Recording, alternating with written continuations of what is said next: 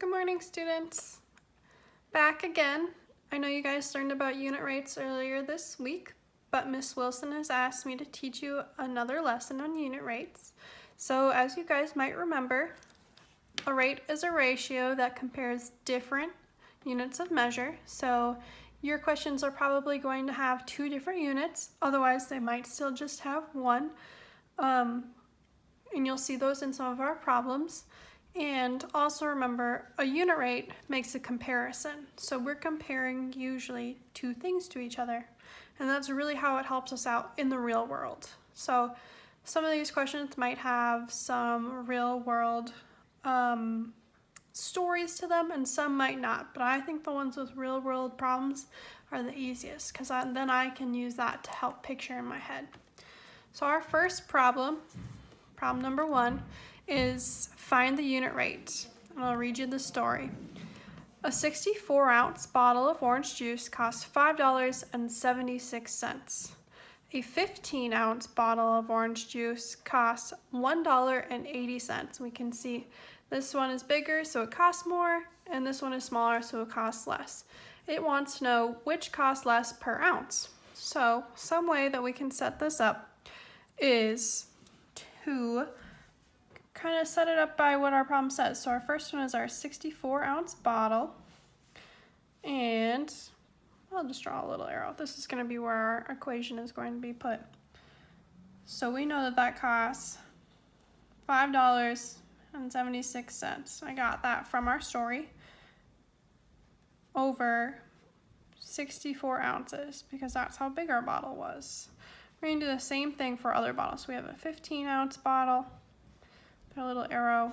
We know that costs $1.80 over our ounces, which was 15 ounces. So now we need to do some work. So we want to make sure that our denominator number, in this case our ounces, equal 1, because we want to know per ounce or per 1 ounce. So to get that, we need to divide by the number in our denominator, but we need to do that to both top and bottom. So to write our new equation, because 64 divided by 64 equals 1, correct. 1 over, and I'm just going to rewrite this, 576 divided by 64. And I don't expect you guys to know how to do this in your head. So just like you guys, I brought my calculator. So I need to know $5.76 divided by 64. And that comes up with 9 cents. So our answer is, what was it? 0.09 over, and this is dollars, and this one is ounces. So now I need to go back and do the same thing for my 15-ounce bottle. So we need to divide our bottom so that it equals 1, because it's asking per 1 ounce. So we want our denominator to equal 1, because that's where our ounces are. We found that in our problem. So we have still $1.80, make a better 8, divided by 15 over 1 ounce. And again, I don't expect you guys to be able to do this math in your head. If you can, that's awesome. I can't, so I use my trusty calculator. So I have $1.80 divided by 15. That was 0.12. So I have our dollar, and I put 0.12, and that is 12 cents over 1 ounce. So now we can go back and answer our problem. Which bottle costs less per ounce? So when I look at these two numbers, is 0.09 larger or smaller than 0.12? So in my head I can think, it's less than $1. It doesn't have any 1 in the tens place. So what could I think? I think that the one that costs the least per ounce is our 64-ounce bottle. So I'm actually going to make a box around this. So I know that this is the one that answers my question. So now we can go on to our next problem. Use unit rate to find an unknown value. So in our first problem, I made 2 this time. Our unknown value is this question mark below our 10. So to find an unknown value, you have to do kind of like what we were doing up here, and we have to make our other side equal to this side. So to do that, I'm going to start with our denominator. I think it's always easier to make it 1. And what I do to the bottom, I do to the top. So I'm going to rewrite this side because I haven't changed anything to it. And 6 divided by 3. What is that? Let me think. 6 divided by 3 is 2. And 3 divided by 3 it's 1. So now I did that. I made my denominator 1. We can see that. I don't have any units associated with this one because they weren't in our problem. What's my next step? If I want to make our left side equal to our right side, I only have one number showing, which is our 10 in the top. So what could I do to the top of my other problem to make it equal to 10?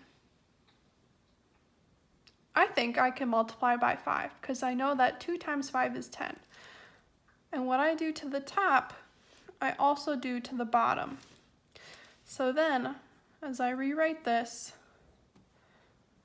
2 times 5, I just said that was 10 because that's what we're trying to find so that it equals. And then 1 times 5, we know is 5. That's easy math. And we know that the equal sign means that our left side and our right side are equal. So then what is the denominator, our unknown piece for this question? Our unknown piece that we didn't know before is 5 because our goal was to make our left side and our right side look exactly the same. So let's do this to the other one. Except for this time, our unknown number is in our numerator. It's on the top this time. So this might make it a little more difficult, but really not too much more. So we want to make this side come to 1. So then we can do more math to it to make it look like our left side. So I want to make my denominator on our right side go to 1. So I divide by 13. And what I do to the bottom, I do to the top. So unknown divided by 4 equals, what is 13 divided by 13? It's 1, you're right. And then 26 divided by 13. I know that 13 times 2 is 26, so it must be 2. So now that I have a 1 in my denominator on my right-hand side, but I want my right side to look just like my left side, what could I be doing? I know we had to use multiplication on this side. I'll probably have to use multiplication on this side. So if I only have one number showing on my left side, and that's a 4 in our denominator this time, I need my denominator on my left side to also be a 4. So I know that 1 times 4 equals 4. And what I do to the bottom, I do to the top. So unknown over 4 equals 1 times 4. We know that that's 4. That's easy math. 2 times 4. I think that's pretty easy. That would be 8. So now our 4's match, and we want our left side to look just like our right side. So what would our unknown number be? You're right. It's 8. Awesome job. And now we move on to drawing our bar models.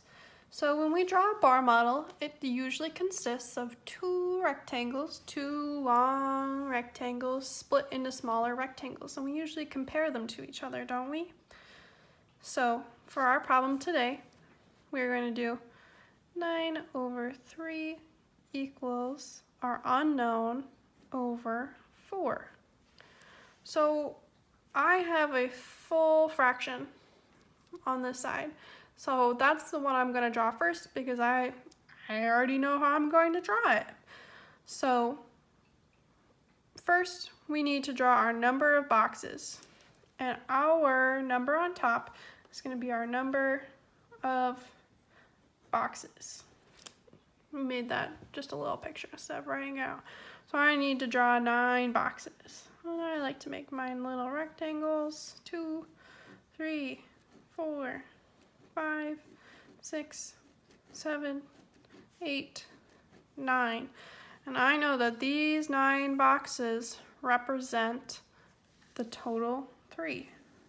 So let me draw our little line. We know this equals 3. Perfect. So now we need to draw our comparison bar. So that one is going to be represented by this fraction.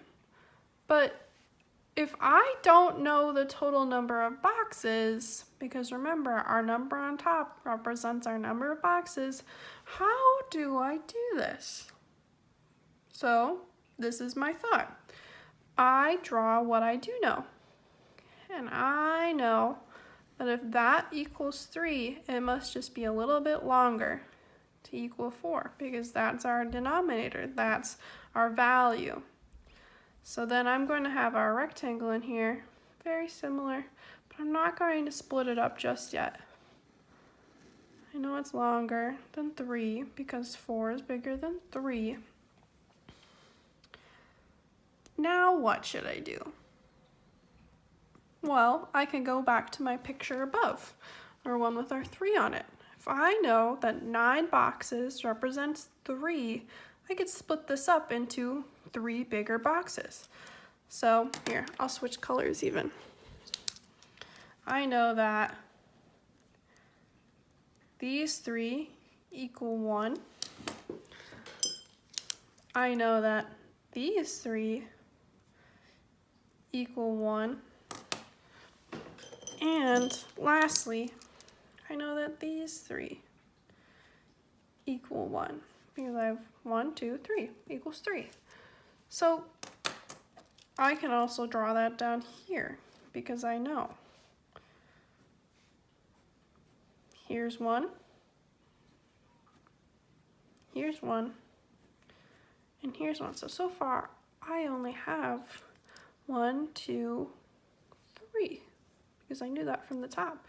So I have this little piece left over. And if I know I want to create 1 more to equal 4, how many boxes need to be put into our big long piece at the end?